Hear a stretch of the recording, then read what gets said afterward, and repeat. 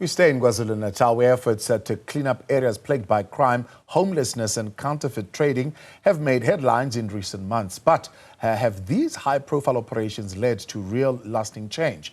Newzroom Afrika's Nobuhle went back to some of the areas targeted during the raids to see if the streets have stayed clean or if it's business as usual once again.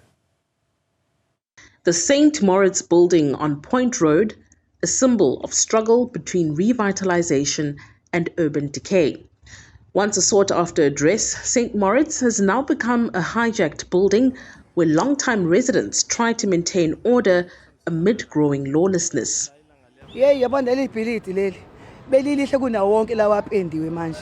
Number one. Hloniphekile kuhlala belungu kuhlala abameli kuhlala abantu abafundile ama-advocates ehlala la oSherin Kasimba bakhokha ama-level ekhaya lihloniphekile kwabe ukuhamba bona nje ngabona bangekho labantu bangale ngaqalwa abantu bangale abacontroleki labantu uma uthi ukhuluma nawe usupervisor ethi hey ngikwazi wena mina ngikhuluma ne-owner mina uyabona umuntu okhuluma ne-owner wena uba wena nami phela ngigade umuntu la ngaze ngilimale ngiyithulele uqale lapho nje hayi bafika nokuzoqashisa ngabaflat kwaqhamuka lo mkhubo ukuthi uma uyi-tenant unama-tenant akho nawe. Point Road, now officially known as Mahatma Gandhi Road, has long been associated with crime and decay. In an effort to turn things around, the KwaZulu-Natal Premier's Office, in collaboration with the SAPS and other stakeholders, launched an ambitious series of raids in August. Their goal: rid the streets of undocumented migrants, counterfeit traders, and dismantle informal structures linked to criminal activity. But as we return to these areas, the signs of change are hard to find.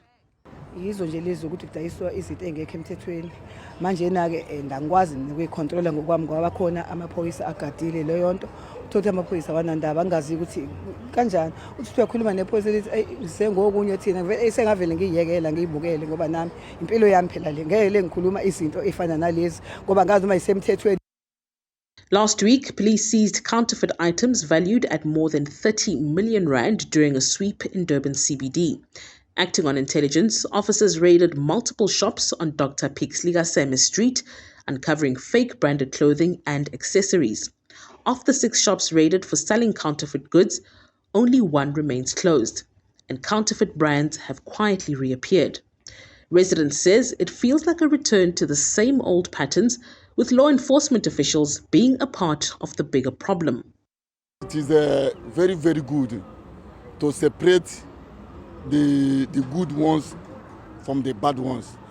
If somebody is illegal in a country, I'm not against government to ask the person to go or to do the needful. But the problem that this police or the so-called South African police, they're not doing their work as a police officer. They're doing it like criminals. In fact, I'll call them criminals. Because if you have money, you are okay. If you don't have money, you are not okay. I don't think is favorable. It's not okay. In Albert Park, the story is similar. After police cleared the park of street dwellers, many have since returned, seeking shelter where they can. The displacement has created a vicious cycle, with the homeless moving from one part of the city to another, only to return later. Provincial government says keeping these areas crime-free will require more than once-off operations. It demands continuous enforcement and community involvement. What we want to see that area without the homeless staying in the streets, because there are shelters that the eThekwini Metro has made provision of. And there is the other one that they are still trying to ensure that it has all the requirements for an individual to live in. I had an engagement with His Worship the Mayor yesterday about that, and even for eThekwini Metro to consider a plan of ensuring that the space they are using is not accessible. In fact, it's not that for those who left and went back, it's because there was no proper plan. I think we are engaging as government for a permanent plan.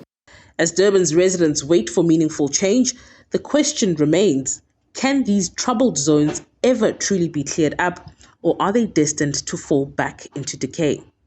For Newzroom Afrika on Channel 405, I'm Nobuhle in Durban.